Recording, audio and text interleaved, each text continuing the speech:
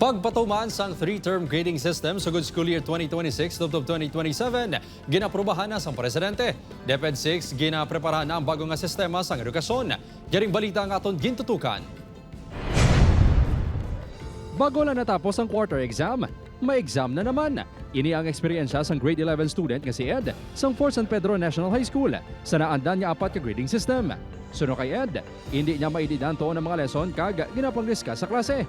Apang ina ginaluman masolusyonan sa tato ka grading system nga ipatuman sa school year 2026 to 2027 matapos ginaprubahan na ini ni Presidente Ferdinand Marcos Jr. Ma-shorten nga mo nga mga exam at least hindi kami gawago, hindi kami ma-pressure sa laba sa doon. Ginakos ang principal sa bulutuan nga tambak sa paperwork sa mga manunudlo sa 4 ka grading system. Hago man sila sa pag-obra sang grades sa kada quarter. Kumbaga ang competency, sabi ko kaysa hindi maubos bala sa isa lang ka-grading. Yung isa pagingin na doon na anuhan ko, kaisa na lang ang parangal. Amo ginaya actually, ang aton recognition bala.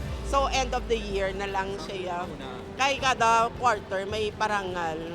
So, trabahoso gid siya. Suno sa DepEd, 53 sa 180 ka school days ang school year 2023 to 2024 ang nauyang bukod sang malain nga tiyempo kag non-instructional activities nga nagpalipot sang learning time.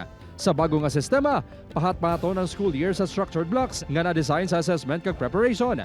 Mas malaba nga instructional phases kag mas tutok nga tion sa remediation, enrichment kag teacher development.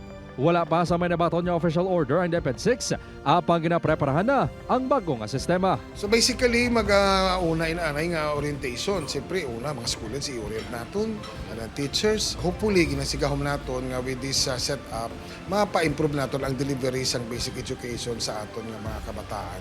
Upod Kerumel Porquia, Kim Salinas, 1 Western Visayas.